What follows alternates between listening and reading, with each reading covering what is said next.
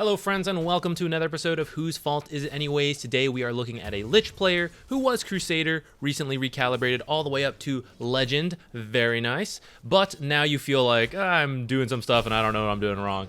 And this happens to a lot of support players because supporting is more vague, and when I watch this game, I think you are doing support things without actually supporting in this particular game, because your team is unique and the enemy team is unique, and you need to think about how that's going to interact and adapt what you do for that given game. So here we are jumping in. You've just died. You're gonna come back here. You're gonna die a couple times, unfortunately, and it's not just you, your PL as well. You need to learn, we gotta stop that, right?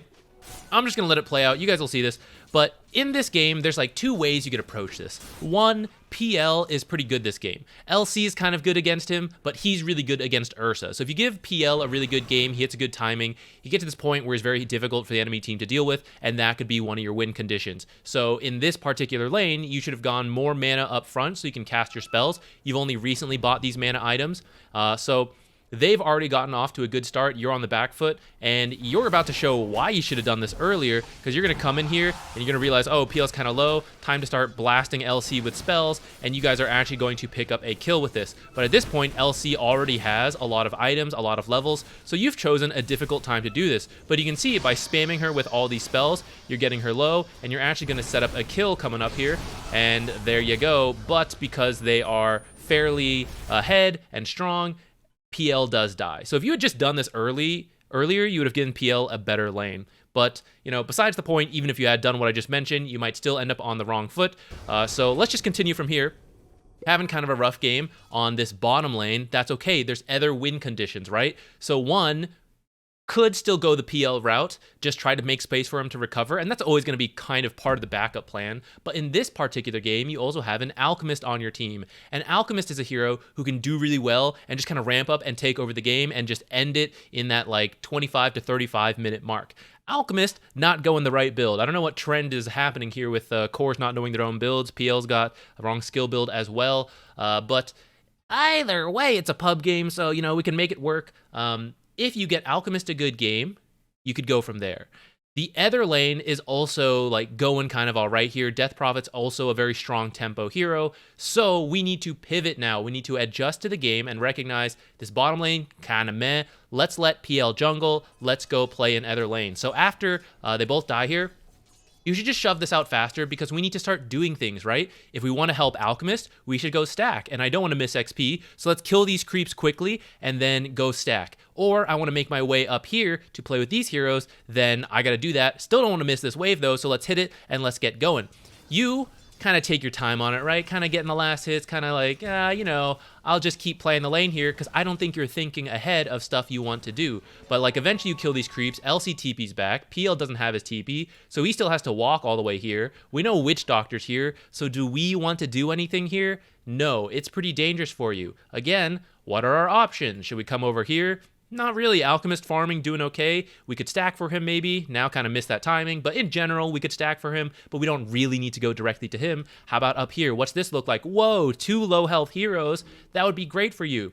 You have some spells to nuke them out. You got something to make tower diving easier. You got some crowd control. If only there was a way to pop out from behind here and surprise them. Unfortunately, you'll have to TP in here and then walk up, and, you know, that might just take longer. They might have a ward down. They might see you. If only this angle was somehow available to... Oh my god, what is this? A twin gate? Wow. And there's one down here too? So now that I have nothing to do in this lane, I could perhaps walk down here, twin gate, boop, pop out over here, and then immediately participate in this other lane that is going better for us, and that could be a way that I recover as well as draw the attention of the enemy team up here to maybe make space for PL.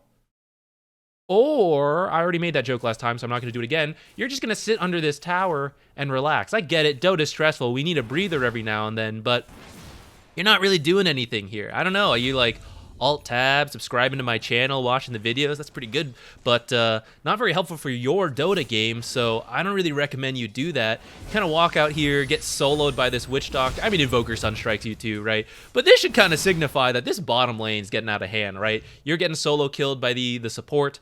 There's the duel has come online. There's Sunstrike. It's a very dangerous place. This Ursa almost dead, right? if you had been here earlier, Death Prophet had her ult going and she got killed during Enrage. Maybe you provide the shield, the crowd control, right?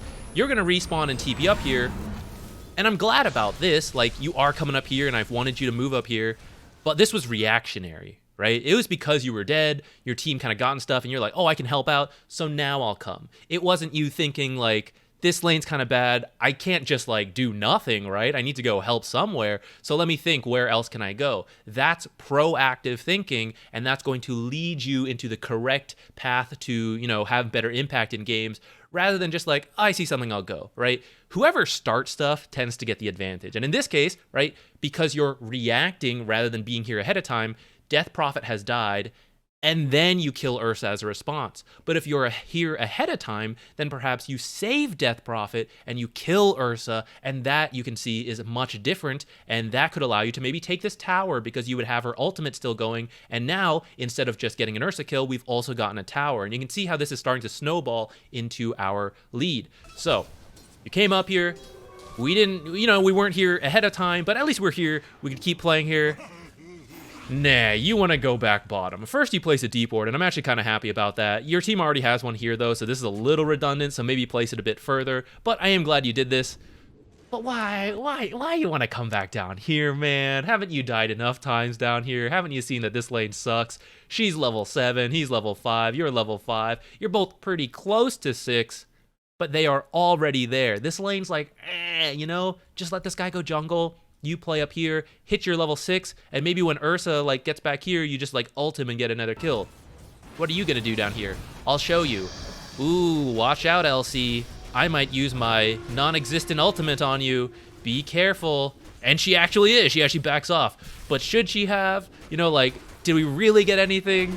She's just, you know, still farming, getting XP. We're kind of pushing her away, but we're splitting XP with PL. And then guess what? They're still just gonna walk up, dual kill him.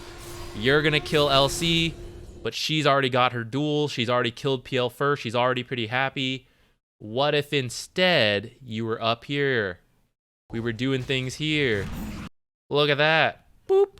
Double chain frost. Dive this. We've got the ultimate in 20 seconds, you know? Like, let's be up here. You've got heroes that are stronger.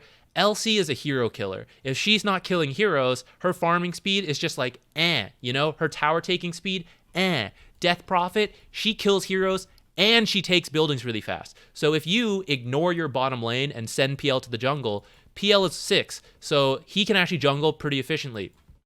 Ursa, not a very good jungler just because of the way the hero functions until he picks up the Battle Fury. So if both carries are jungling, you're actually winning on that front because PL's a better jungler.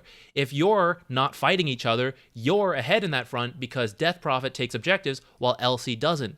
If you do what you're doing, which is neither carries really farming, but you're both fighting instead, that favors the LC, and that favors the Ursa because he's not falling behind the PL. He's not having a great game himself, but he's not behind the PL. And that's the reason PL is good against Ursa, is because PL, you know, kind of gets ahead from having a stronger start, and then the illusions are good against Ursa, and then Ursa suffers. If they're on the same footing and Ursa can figure out the real PL, he crushes that 1v1. Again, you're just gonna kind of take your time, just like chill here. You know, if you just leave, the lane's not going to go anywhere. PL could get all these creeps. You could be top. You could be involved in all of this going on right now. This Death Prophet getting kills. You could be involved. You could be helping to take this tower. Instead, you just kind of like relax, chilling, watching LC, not really doing much. You know, we aren't adapting. You keep coming down here. And now you're going to get solo killed by this Witch Doctor. Good thing you ran away and LC didn't get a duel.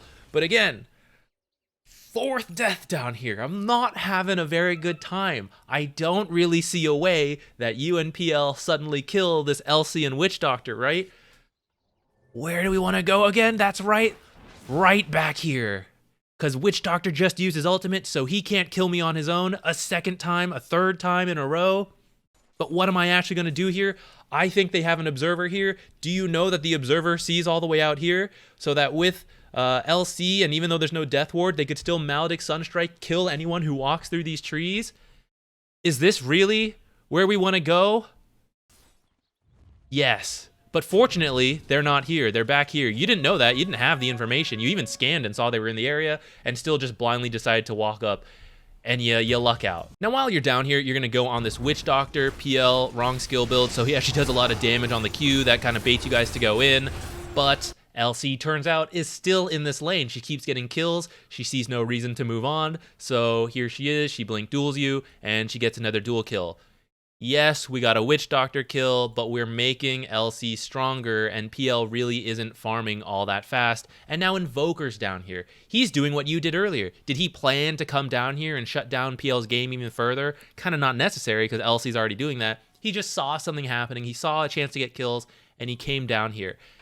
Even if this was technically like a good trade, PL, how well is he going to farm here, right? LC already makes his life tough. Now Invoker's here. Was Invoker going to be here if we didn't cause this stuff to happen? No. So now PL's going to have a rough time playing the lane and jungling, because like Invoker could be chasing him in the jungle. Now he's not happy in either place. You want to be baiting people up here and make them come up here. And now Ursa's the one who's splitting all the farm with the other cores, while your PL is happily like either pushing the lane because no one's here, or LC's in the lane and he's going to go jungle. And like we said, that's good for you because LC is not going to push fast, and PL will be farming fine in the jungle. I don't know how many times you like to die and TP back to the lane you keep dying in, but it's at least 6 times. You need to stop this. Let me ask you something. Do you enjoy using Chain Frost on small camps? Do you like to walk to Roche Pit and just ult it and walk away? Do you just throw it out on the first hero you see, even though they're standing alone, so you don't get any bounces? You probably don't. You probably recognize this ability is pretty powerful, so it's not worth wasting on a camp. It's not worth using when you're not going to get anything out of it, not going to get any bounces. You have to look for a certain situation that warrants using your ultimate. You need to think like that for your teleport scroll. Why are you TPing down here? Do you see anything that's going on? Oh my god, watch out for these range creeps that might come back to life and kill you, PL. Well, Zach, what about the LC with Blink who might kill this PL? He shouldn't be in this lane either. How many times do you need to see LC Blink duel someone into Maledict Deathward Sunstrike before you're convinced that even with Frost Shield, that person's gonna die or get so low they can't play the lane anymore? Why would you want to subject yourself to that? What are we gonna do about that? Well, what if my carry player keeps telling me to come to the lane? He doesn't know his own skill build. Do you think he knows what Lich should be doing in this game? I don't think so. Now, I'm willing to accommodate my core players to a certain extent, especially if I'm unsure what I need to do in a game, but you need to be learning from that, right? If you think, okay, this carry player is asking me to be here, I'm not sure what to do, I'll stay here, and this happens, you die 5 times, right? At some point, you gotta say, wait a minute, this isn't working. And in the future, maybe in this game or maybe just in future games where it starts to go bad, you gotta recognize, wait a minute, I can do something else. I can help other heroes who are having a good game and help them out and make space for this guy and tell him, please go jungle, I'm going somewhere else, and this is going to help you. If he's a bad player and doesn't understand that, let him cry on his own. You become a bad player when you let him continue to convince you to make bad plays. Let this guy be a bad player, and you go try to be a good player. Maybe in this game it doesn't work out and you lose because he keeps feeding down here, but guess what? In the long term, you are doing the right thing, he is doing the wrong thing. You cannot continue to make bad plays and expect to improve at this game. Your team finally groups up outside of the laning stage and wins a fight. Great. You're going to be in a second video for what you're about to do, which is you respawn, you smoke, and you teleport bottom. Buddy, where the hell are you going? Why aren't you playing top with your boys? You're doing what we call a classic support mistake. You think, my job's to ward. I have to place deep wards. Sometimes I die, and that's just part of playing support. That is wrong. You need to be careful about when you go to place deep wards. You have to wait for good opportunities before you go. If you die while deep warding, it's not very helpful. Sometimes it has to happen, but as much as possible, you want to restrict that. Let's read the map. You won a team fight in this part of the area. There were 2 heroes alive. Do you think they stayed here? No, they left. They went to heal or they went to farm. Do you think they farmed up here? No. Do you see them in any of the lanes? No. Do you see them here? That would be very difficult. They would have had to walk through your heroes. Do you see them down here? No. You have vision and you don't see any of those heroes. So where on the map could they possibly be? It's in this area. The area you're choosing to go deep ward right now as a solo support against cores who could be alive, and another support who has solo killed you several times. You almost get away with it too. You could have just left right here And this is where like supports get confused because like, oh, it didn't work sometimes it doesn't. Like, I don't get it. I hope now you understand that this is like a total coin flip. Up here, perfectly safe. You would never die up here. 4 heroes protecting you. Free reign, no enemy heroes. You choose this place. Could have gotten out here. You're a little slow to react. I don't blame you for that. You cut this tree for like a sliver of extra vision. Don't do that. Don't risk it. They literally think you walked up here doing nothing. They don't even check this spot. They think you're just a support who does nothing. How do you feel about that? It's upsetting. Don't let them be right. Don't do this kind of stuff. Go have impact with your team. Stop going back to the bottom lane. You know, play areas that make more sense. Let's skip to the beginning of the end. Alchemist is going to deny his own Aegis, which, if it's a misclick, that sucks. I mean, you had a couple misclicks yourself this game, so we know it happens to everyone. Unfortunate. He didn't clear a slot from his inventory, so maybe it was intentional? It was a statement, I don't know, in which case, you know, a shame on him. He was overconfident. But what can you do? You can honestly win without this Aegis, but for the satisfaction of us, he's at least going to face some instant justice when he walks up here thinking he can't be killed, and wow, look at that. He can be killed. Alchemist's biggest weakness is raw, single target, physical damage. He is a strength hero, so he does not have very much armor, so he's weak to things like Death Ward and Maledict, to Ursa, who is known for his 1v1 fighting ability, from Elsie, who's got like the Blink Blade Mail duel, and she's already got 84 damage. Oh god, where'd that come from? Oh, I don't know, guys. That was, she must be hacking or something. I don't know where she got those dual kills. The Alchemist's build is not doing himself any favors. Midas is not very good on Alchemist, and Mjolnir is only really bought against illusion heroes. He really needs some armor from an AC and maybe a Yasha item. What about his team? Not really helping him out either. We do have the Pavis from Lich, so that's good. But what about a Solar Crest? What about Drums, Glimmer, Force? What about Auras, Crimson, Greaves, Pipe? You guys could end the game right now. Like, honestly, let's say you picked up the Aegis. You probably have like 4.5 minutes of it still. You could probably win this fight, take this tower, and then start going high ground, depending on death timers and all that. If you want to play it safer, take the rest of the base, keep farming up, get the second Roshan, probably like a 30k lead at that point, fully 6-slotted with good items, Alchemist, and then you guys have finished up a couple others, right? And then you just break high ground, you stand behind Alk, throw all your buffs on him, and what can they do? They can try to duel him, but he'll be insane. He'll kill the LC, he'll kill everyone else. Or we can all buy random ass items and not work together at all. Even with the bad itemization, you probably could have won if your team just had better coordination. So for example, splitting targets here instead of the Crystal Maiden, you guys are going for LC. Now I actually agree with Alchemist on that one, but you probably could have solo killed this Crystal Maiden anyways, just like Ice Spire ult. Your team all chases this position 5 Crystal Maiden. He's chasing in super deep on his own. Whose fault is it? I don't know. Alchemist for going on his own without his team. The team for ignoring their most important hero. Probably depends what role you play for who you want to blame. But here we are. Guess what? He's going to get killed on his own because he still has no armor. So now you're all going to come in. They have 2 heroes dead. So it's a 4-on-3. I'm okay with a little bit of pushing. But as they get close to respawning, we have to get out. It just doesn't make sense, right? Alchemist is gone. You just need a clean reset. You're still very far ahead. Just look for a better fight than this one happened to go. Do we do that? Of course not. You decide to smoke and no one disagrees. You all think, yes, a fight without Alchemist. I'm okay with that in front of their base. What? I don't know. Do you think this works out? No, because here you are initiating. You have no Alchemist to back up, so you're going to grab people first. The save hero is initiating, so when you get dueled, PL's going to save you with his save abilities and his save items. Just kidding, he doesn't have any of that. You have it, and you're dead first. Cataclysm comes out. You guys actually get the LC. This is relatively good. If any of you had said, let's get out from here, support for offlane, like, that's quite good. Nah, let's tower dive. Any level of communication and coordination. How about we get out now? Nah. I can take him. Wait, no I can't. I can save him. Wait, no I can't. Resetting is extremely important when you're ahead. Being ahead doesn't mean you get to do whatever you want. It means you're winning and you're ahead. You still have to look for the right fights. If you don't get the right fights and you make a little mistake, it's okay. You're still ahead. Just reset. Figure out what you need to be ahead, which is probably your whole team. Wait for them. and then go. Several mistakes later, it looks like your team is trying to coordinate a play, and Alchemist just decides to go in on his own. I blame him for this one, but after he dies, like so, do you think we should continue this fight, or should we be in like full retreat mode?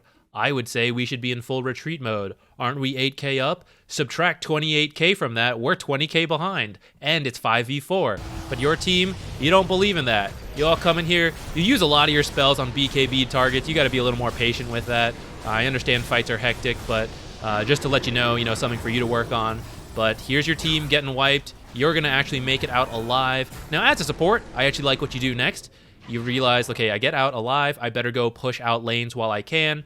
So you come up here, you're going to grab this Wisdom Rune, and then you're going to start pushing out this lane. But once you see Invoker come in, this plan is over. You have to get out of here, but not you. You're like, I got to get these last hits. We saw this trend earlier, right? I feel like you don't understand, like, what you're allowed to do or not. You're like coming into Atos this guy. One, why do you have an Atos? But two, why are you using it now? Why are you coming in further?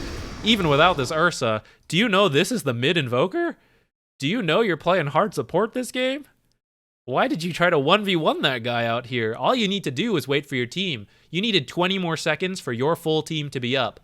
But now, your full team needs to wait 40 more seconds for you to be up, because they shouldn't fight 4v5 either. So the game goes on for like another 30 minutes after that, but I don't really want to cover that. I feel like you've seen enough examples of things your team did wrong, where the game really should have ended like right around here. It should continue to like spike up, and it should be over here if you had all spent your money more effectively, if you all played together a little bit better. So I don't have like a single person to blame. I feel like it was a whole slew of mistakes from the team, and if you disagree, feel free to leave a comment. You can also leave a comment with the information you see on the screen. If you want to be in one of the next videos, I will randomly pick someone. Thank you for watching. I hope you enjoyed it. I'll see you in another video.